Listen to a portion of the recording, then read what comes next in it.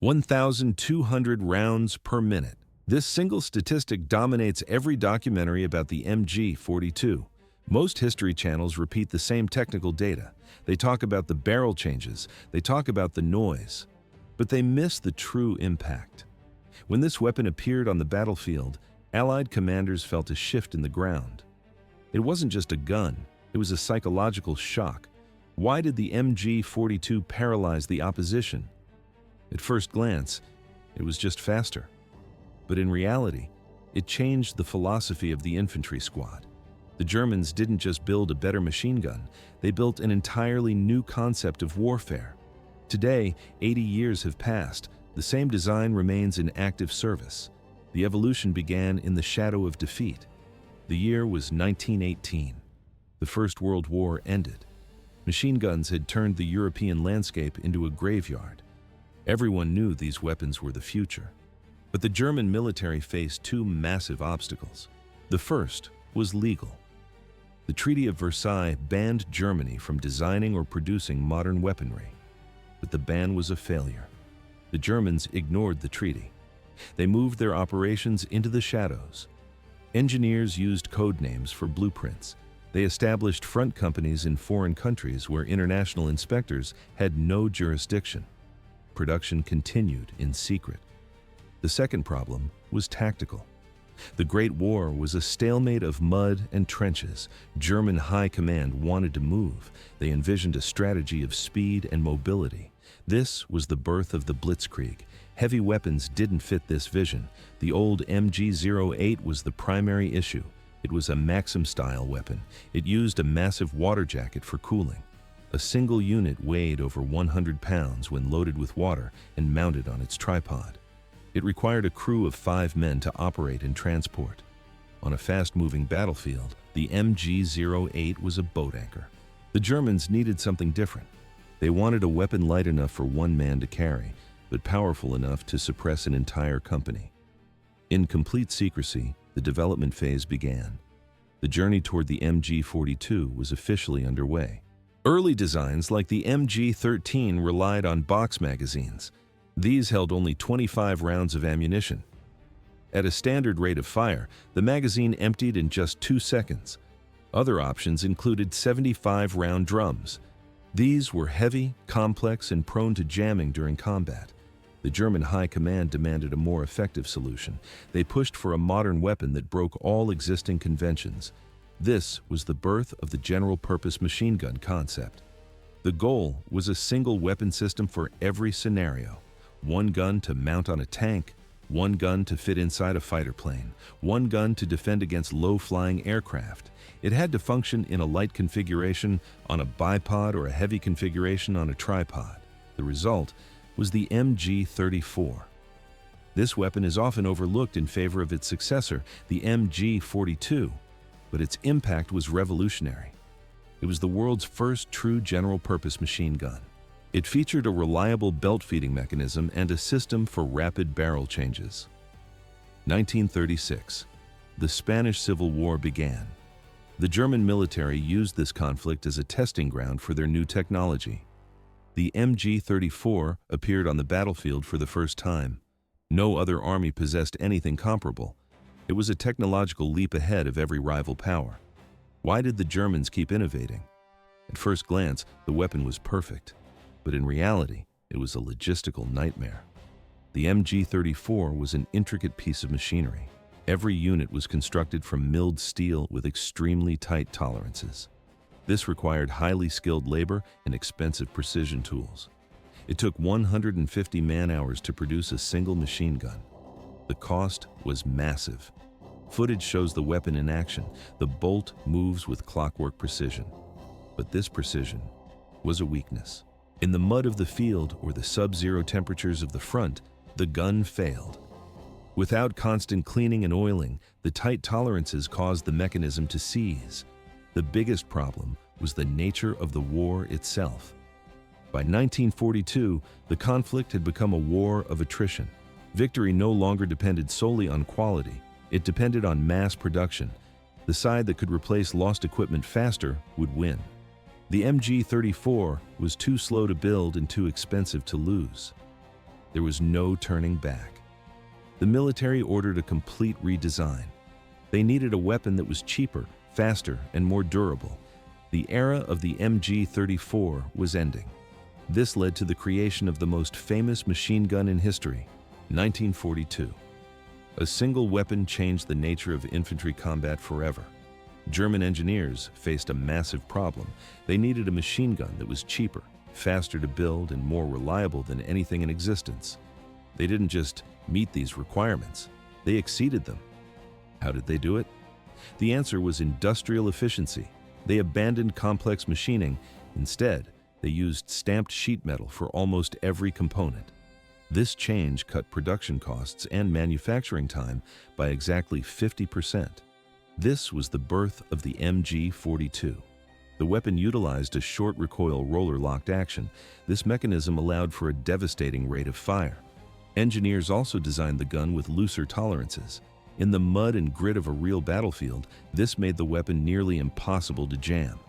It was a masterpiece of brutal utility. It was cheap, robust, and fast. But there was a more terrifying factor. The rate of fire was unprecedented. Allied machine guns typically fired 600 rounds per minute. The MG42 doubled that instantly. Depending on the bolt and ammunition used, it reached 1,500 rounds per minute. At first glance, it was just a gun. But in reality, it was a buzzsaw. The design featured a revolutionary barrel change system. The older MG42 required the gunner to unlatch the receiver, twist the stock, and pull the barrel out from the rear. It was slow and clumsy. The MG42 changed the game. The gunner flipped a side latch, pulled the hot barrel out with one hand, and slapped in a fresh one. The footage shows the speed. A trained two-man team could swap a barrel in 4 seconds. This was a necessity. At 20 rounds per second, the steel would overheat in moments. Without a quick change, the weapon would melt itself into scrap metal. There was one place the MG42 could not go: inside tanks. The side-loading barrel system required too much lateral space. To use it, the Germans would have had to redesign every tank hull and turret interior. They refused. Because of this, the older MG42 remained in production until the very end of the war. Events accelerated in late 1941.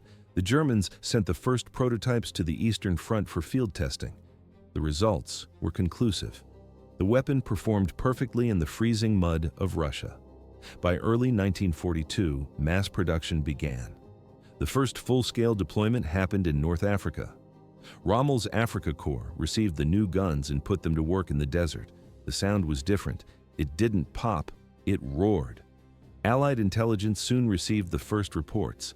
They weren't standard briefings. They were panicked accounts of a superior German weapon that wiped out entire platoons in seconds. The Americans tried to copy the design immediately. They failed. The MG42 remained the king of the battlefield. North Africa, 1942.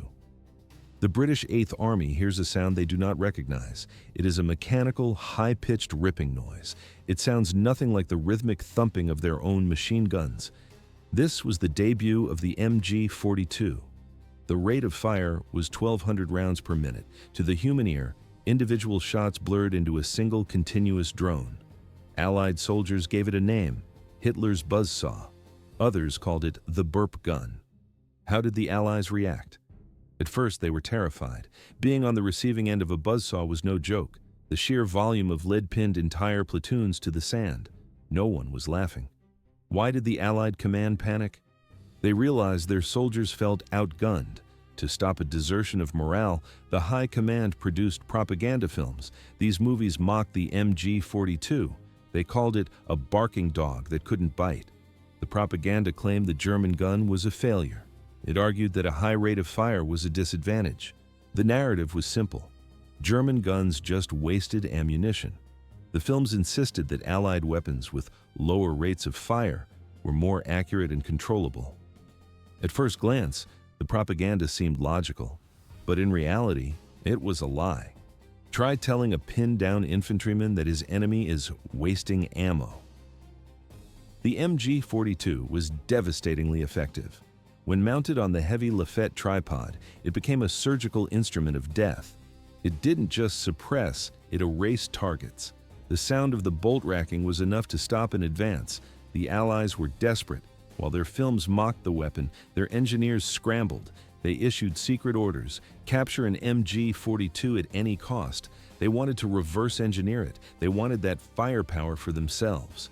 The problem wasn't just the gun, it was the doctrine. The Germans built their entire squad around the machine gun. A standard 10-man infantry squad was a mobile fortress.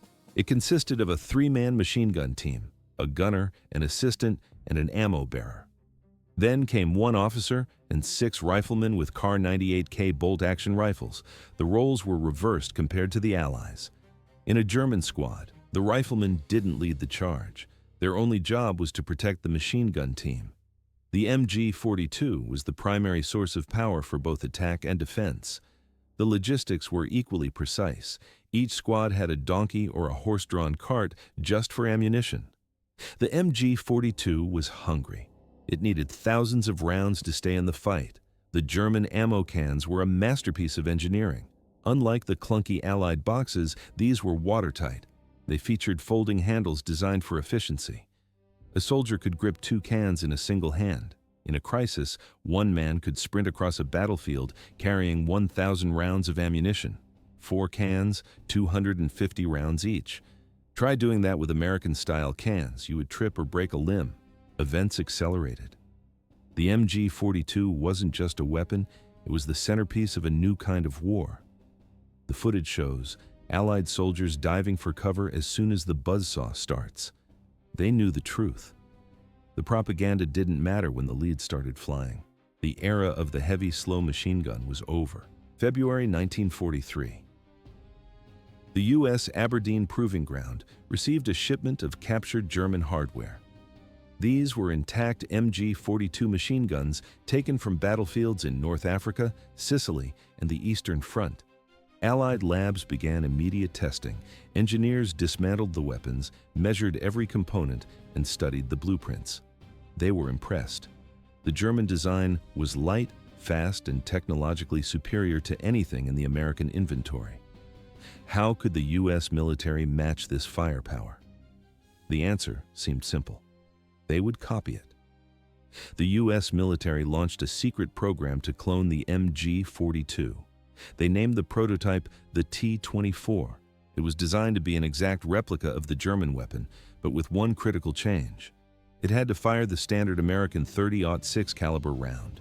Using the original German 7.92 mm ammunition was impossible. It would have collapsed the American supply chain and forced factories to produce a new cartridge during the height of the war. But the problems began immediately. American engineers wanted the gun to be more controllable.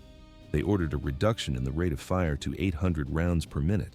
To achieve this, they installed a bolt twice as heavy as the German original. They added a stiffer return spring. The balance of the machine was gone. The differences in ammunition were even more dangerous. The American .30-06 cartridge is 7.62 by 63 millimeters. The German Mauser round is 7.92 by 57 millimeters. The American bullet is nearly a quarter-inch longer. This small physical difference changed everything.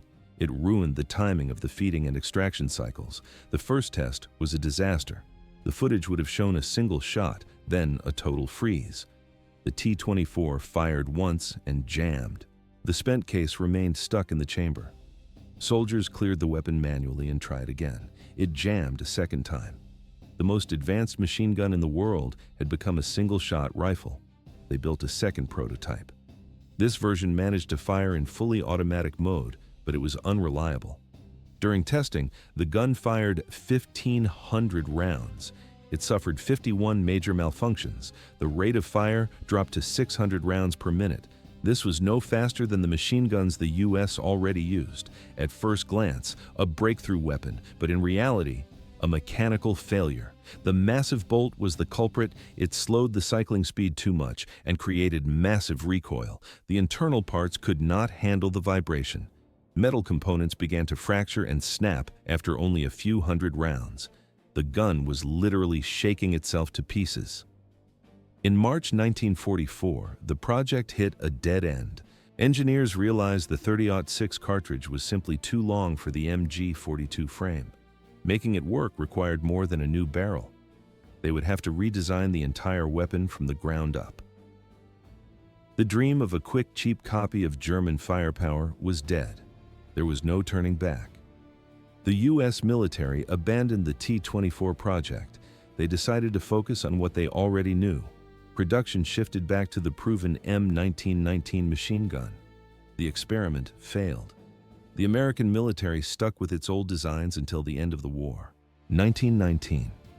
The Americans relied on the M1919 with a buttstock and bipod, paired with the Browning automatic rifle. These provided the squad's primary firepower. But the real weight came from the M2 Browning. These 50 caliber machine guns were legendary. They were too heavy for a single soldier to carry through the mud. Instead, mechanics bolted them onto everything. They appeared on tank tracks, truck wheels, aircraft wings, and patrol boats. The German infantry hated them. The 50 BMG cartridge didn't just hit targets, it destroyed them. By 1944, these weapons were everywhere on the battlefield. The sound of a 50 caliber firing became a constant background noise. Why did the Americans ignore the MG42 during the war? At first, they failed to copy it, but they didn't stop looking at its design. By the 1950s, the war was over. Military planners began evaluating the concept of a general-purpose machine gun. They reached a conclusion. The Germans had been right all along. It was a matter of logistics. One weapon system for every role was better than 3 separate ones. They no longer wanted different light and medium and heavy guns with different calibers. They needed a single solution. The engineers turned to the FG-42 paratrooper rifle. They studied the footage. The ergonomics were solid. The size was compact. It featured a superior gas system designed for the new 7.62 NATO round. Then came the hybrid. They took the FG-42 body and merged it with the MG42 belt feeding system. They added the German quick-change barrel feature. They added American-style modifications to the internal springs. The result was the M60 machine gun. The footage from Vietnam shows the result. In the jungle, the early version struggled. The pig, as soldiers called it, jammed in the mud. The barrel change system worked on a workbench, but failed in a firefight. Soldiers had to wear asbestos gloves just to touch the hot metal. It was a rough start, but the military didn't give up. They refined the gas port. They strengthened the feed tray. Over time, the M60 became a reliable general-purpose weapon. The camera captures the M60 in every theater. It sat on jeep pedestals. It hung from helicopter doors. It was welded onto riverboats. It fired at 500 rounds per minute. This was half the rate of the MG42, but it was controllable. The legacy was clear. The feed system was German. The gas system was German. Only the nameplate was American. The era of the specialized machine gun had ended. 1945. The war ended. The German military machine was dismantled, and the production of advanced weaponry was strictly forbidden.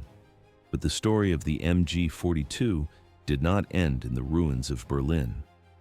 Why did a weapon of the defeated become a standard for the victors? At first glance, it was a relic of a fallen regime. In reality, it was a masterpiece of engineering that no one could ignore. The Americans and Soviets studied the captured stockpiles. They weren't the only ones. Yugoslavia took the original blueprints and created a direct clone. They chambered it in the original German caliber, slightly reduced the rate of fire, and renamed it the M53. The Yugoslav People's Army mass-produced this weapon. It remained in their active inventory for decades. But the most significant user emerged elsewhere: West Germany. By the 1950s, the geopolitical landscape shifted. The NATO alliance needed a rearmed West Germany as a frontline ally against the East.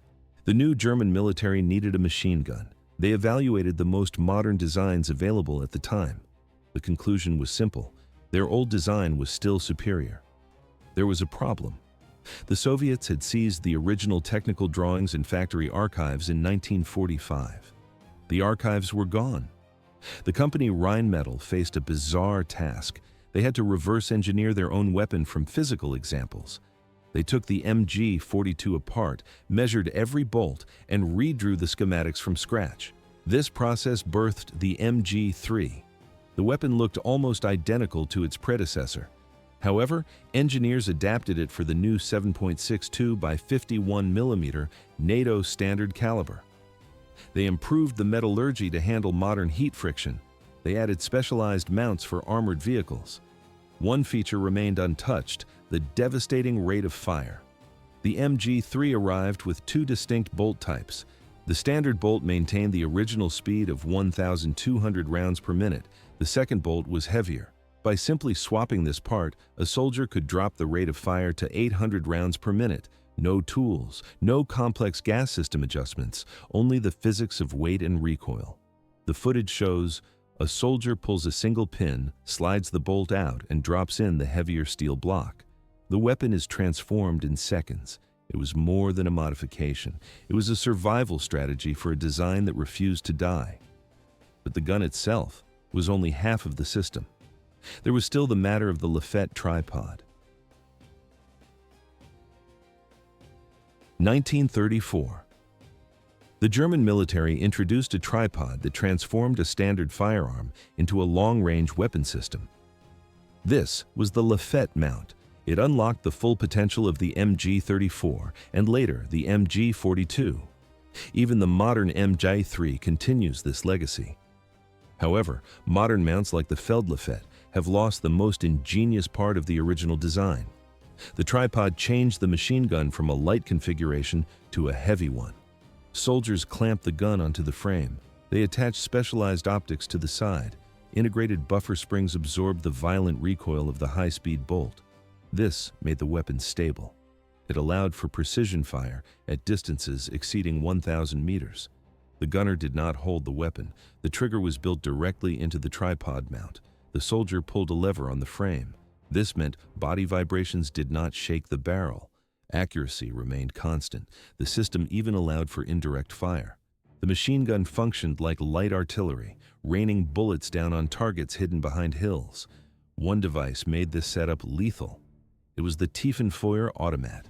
In English, this translates to the automatic depth fire mechanism. It functioned like a mechanical clock or an analog computer. The crew used metal dials to preset a specific firing zone. They locked in the upper and lower elevation limits. The mechanism took control. As the gunner fired, the mount automatically shifted the gun's aim up and down in a precise arc. The bullets walked across the terrain. One trigger pull swept an entire slope or a stretch of road with lead. The gunner did not need to touch the controls to cover the area. The mount sat low to the ground. The profile was minimal. Gunners used periscope sights to aim from behind cover or inside a trench. The footage shows only the top of the barrel visible. This made the position nearly impossible to spot. It was even harder to destroy with return fire. Tactical deception became a standard practice. German crews positioned the tripod and tied a long string to the trigger lever. They retreated to a safe distance. From a hidden bunker, they pulled the cord. The machine gun began its automatic sweep. The weapon cleared the kill zone alone, while the soldiers remained invisible. The MG42 redefined infantry combat. After 1945, almost every general-purpose machine gun copied its design. The short recoil system and the feed mechanism became global standards. Today, the MG3 variant serves in over 30 countries. It is mounted on tanks and armored vehicles, paired with electronic fire control systems. The design remains relevant after 90 years. It is a tool built for high rates of fire. Some joke that if an alien invasion occurred, humanity would still be defending the planet with versions of the MG42. The era of the weapon is not over. It simply continues to evolve.